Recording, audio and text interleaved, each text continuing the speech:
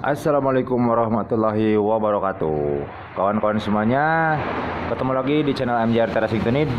Jadi channel yang membahas seputaran perbaikan sepeda motor, tune up dan berup sepeda motor. Sahabat racing mania semuanya, dalam pertemuan kali ini saya akan berbagi video, saya akan berbagi pekerjaan. Di sini saya akan memperbaiki satu buah motor, ini Beat Street.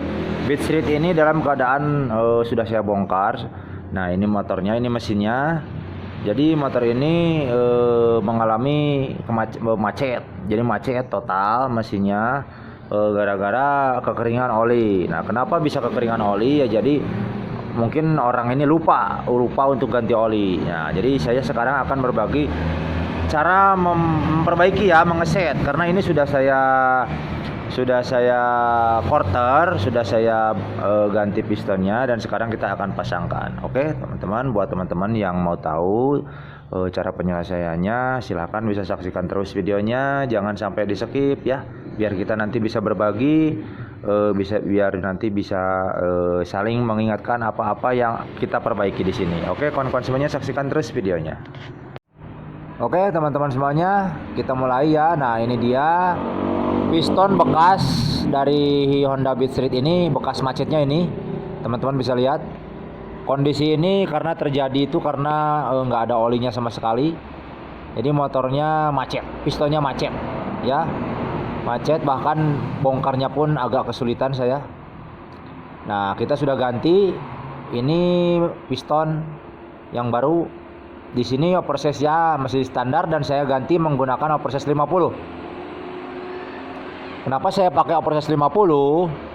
Karena baret di bagian boring dalam kawan-kawan. Jadi baret di bagian boring itu nggak bersih. Nah, kalau kita menggunakan proses 25, baret di bagian boring ini nggak bersih teman-teman. Jadi masih ada baretan-baretan yang tersisa. Makanya saya menggunakan langsung proses 50 ya, agar bisa bersih dan nanti tidak efeknya tidak ngebul lagi seperti itu teman-teman ya, tidak boros oli lagi. Jadi saya menggunakan proses 50 ya. Oke teman-teman semuanya. Dan ini ring sehernya, ring piston teman-teman. Kita pasangkan ring piston. Di sini saya akan terangkan sedikit mengenai ring piston ini teman-teman.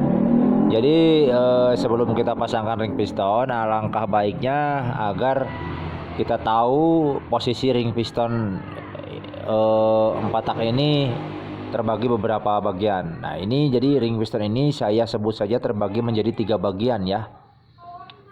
Ada bagian ring oli, kemudian ring bilas dan ring kompresi ya. Nah, ini ring oli terbagi menjadi 3 juga, ada 2 ring yang tipis dan 1 ring cacing ya. Nah, ini ring tipis dan 1 ring cacing. Nah, ini. Kemudian ini yang warnanya agak hitam. Nah, ini agak hitam. Terus di bagian pinggirannya ini runcing banget, bagian pinggirannya pokoknya runcing banget. Kalau dipegang tuh runcing ya. Nah, ini adalah ring bilas teman-teman ya. Ring bilas atau ring penyapu untuk oli. Dan ini ring kompresi ya. Ini ring kompresi. Nah, oke. Jadi terbagi menjadi 3 bagian. Sekarang kita pasangkan. Yang pertama kita pasangkan adalah bagian ring oli. Untuk bagian ring oli, yang pertama kita pasang adalah ring cacing dulu, teman-teman. Nah, ini ring cacing kita mulai pasangkan dulu. Nah, kemudian kita pasangin ring yang tipisnya, yang 2 tipis ini. Ini adalah pendamping ring cacing ya. Di bagian bawah ring cacing 1, di bagian atas ring cacing 1 ya, pokoknya ring cacingnya di bagian tengah. Nah, ini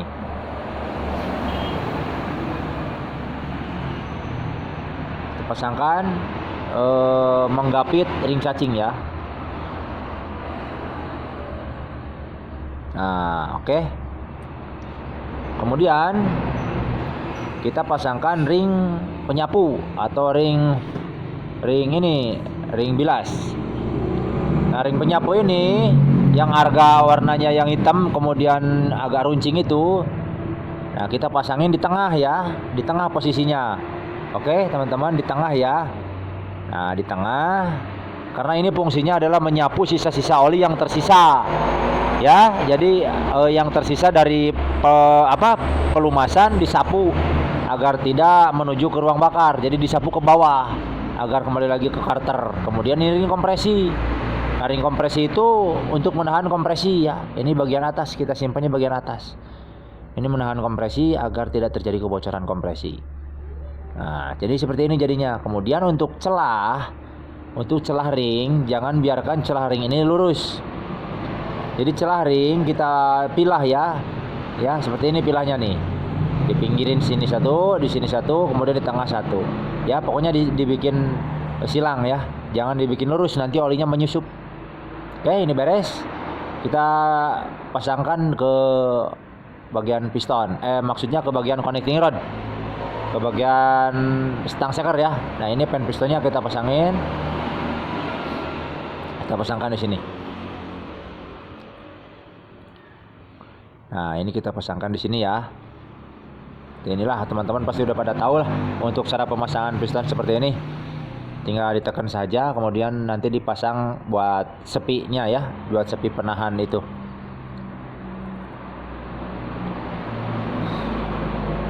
Oke, setelah terpasang seperti ini, lalu kita pasangin buringnya. Nah, ini buringnya teman-teman. Sebelum kita pasangin buring, alangkah baiknya di bagian buringnya kita kasih pelumas dulu ya.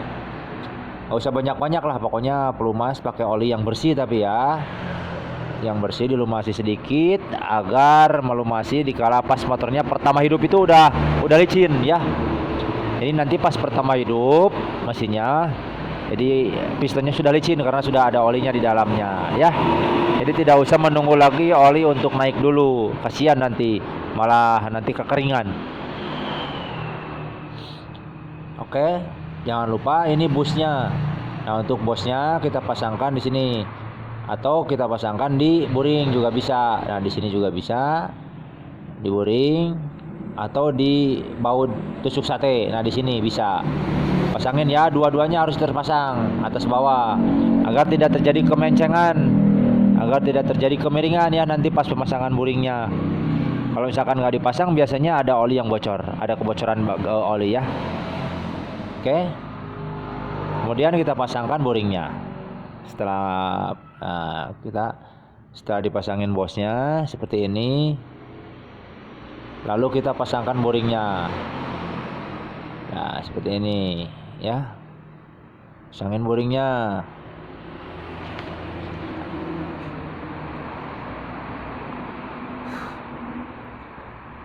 Pemasangan buringnya harus hati-hati.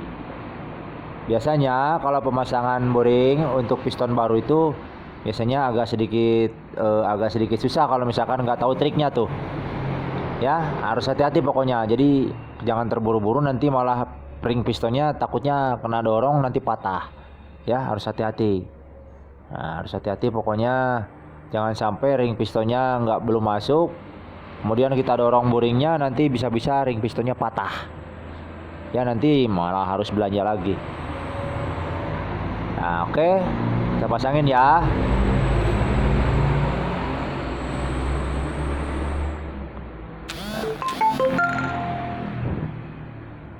Nah, seperti ini nih.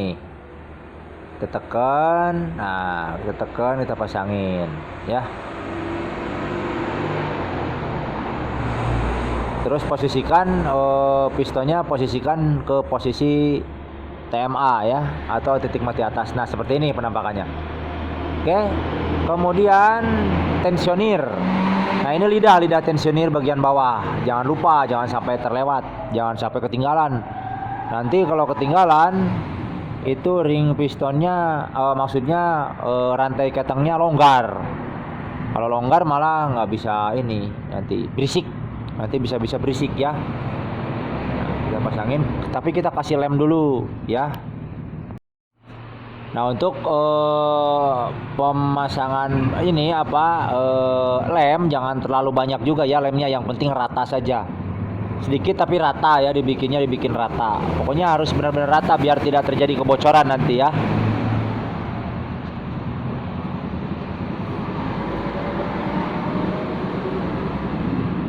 Kemudian kita pasangin ini head silindernya, kopnya ya. Nah ini kopnya kita pasangin.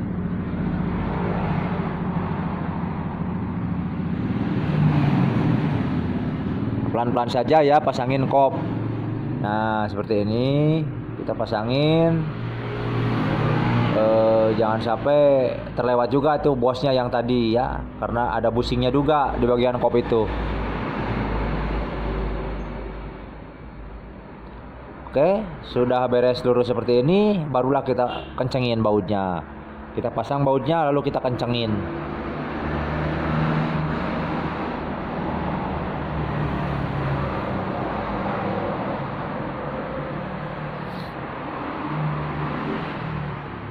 Nah, untuk sebelum dipasangin itu mur dikencengin itu harus, jangan lupa itu bagian nomor 4 ini biasanya ada ringnya agak tebal-tebal biasanya ya, jangan sampai terlewat. Pasangin ringnya ya biar kencengnya bagus, biar tidak terjadi bocor-bocor nanti di bagian kopnya ya. Kalau terjadi bocor di bagian kop, nanti kompresinya terbuang dan nanti malah tenaganya loyo ya. Untuk proses pengencangan harus menyilang ya, caranya menyilang dulu seperti ini. Jadi supaya rata, kekencangan bautnya tuh supaya rata ya. Nah kita kencenginnya tuh nyilang ya tuh ya, terus aja menyilang. Nah seperti itu ya.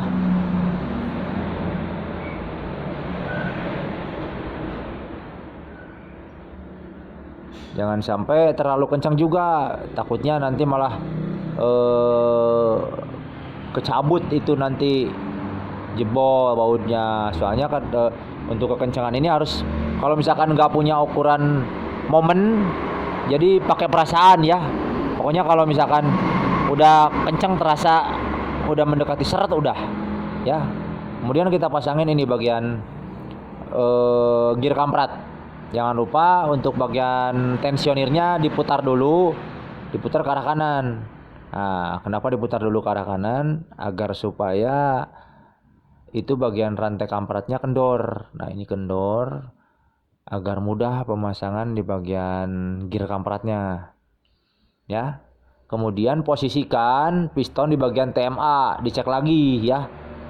Bisa dilihat topnya di bagian magnet, atau kalau cara saya itu menggunakan ini obeng, dimasukin ke lubang busi, kemudian diputar di bagian magnetnya, dicari posisi bagian piston paling atas atau posisi TMA, piston paling nongol paling atas. Nah itu sudah top ya, itu sudah top. Nah kalau sudah, baru kita pasangin ini gear kampratnya. Nah, di sini untuk top gear kamprat, di sini ada 2 buah tanda ya. Untuk garis ini ada garis 1, garis 2, atas bawah harus lurus dengan ini, dengan muka bibir blok. Nah, garis ini harus lurus dengan muka bibir blok. Kemudian di sini ada titik top 1 lagi, lurus dengan muka ini, baut depan ini. Nah, ini ada tonjolan di bagian nokenas. Nah, ini harus lurus. Bagian sini ya, lurus. Caranya seperti itu untuk meluruskan topnya ya. Awas jangan keliru, soalnya kalau misalkan topnya menceng, yang pertama mungkin hidupnya susah. Itu pun kalau mencengnya sedikit bisa hidup, cuman tenaga nggak ada, kemudian bisa-bisa mentok bagian klep, nanti malah nyundul ke piston ya. Harus hati-hati, pokoknya harus benar-benar pas, presisi. Soalnya kepresisian benar-benar dibutuhkan untuk pemasangan top.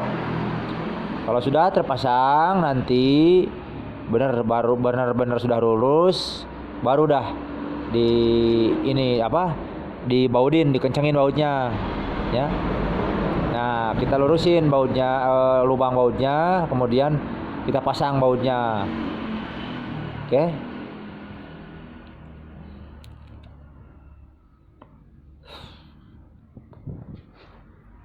Nah, oke, jangan lupa dicek lagi lah, pokoknya dicek lagi 1-3 kali lah dicek. Jangan sampai ini nggak lurus. Kita pasangin bautnya. Kita pasangin baut pengikat gigi kampratnya. Ya, ini. Atau kalau di tempat saya ini disebutnya apa ini? Gigi sintrik. Gigi sintrik. Nah, ini di tempat saya gigi sintrik disebutnya. Gigi ketang atau ya.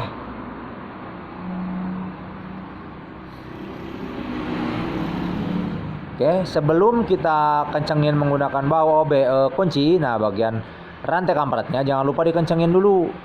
Diputarnya ke arah kiri sekarang, balik arahnya. Terus dicoba, dicek rantainya sudah kencang apa belum. Kalau sudah, baru kita kencengin menggunakan kunci. Kita kencengin menggunakan kunci bagian situnya, bagian baut ininya, baut di gigi kampretnya kita kencengin. Nah, untuk tahap pengencangan ini juga harus hati-hati, jangan sampai kelewat kencang nanti patah juga, soalnya bautnya kecil ini. Baut 8 mili ini kecil banget. Nah, ini baut yang 2 pinggir ini kita pasangin juga. Jangan lupa ya, kencengin. Biar tidak terjadi kebocoran di bagian ini, di bagian pinggiran yang biasanya kalau nggak dipasangin baut ini nggak, biasanya ada bocor netes dari pinggiran headnya, dari pinggiran kopnya.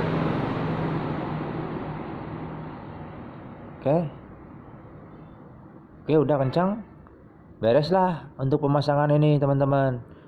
Nah, jadi selesai sudah pemasangan mesinnya, kemudian tinggal dipasang penutup depan ini. Kita pasangin. Nah, selesai sudah pemasangannya teman-teman. Jadi itulah sedikit rangkaian pemasangan bagian buring dan kop dari Beat Street ini ya. Sekarang tinggal naikin ke rangka, kemudian kita hidupin ya. Kita cukupkan sekian dulu untuk rangkaiannya.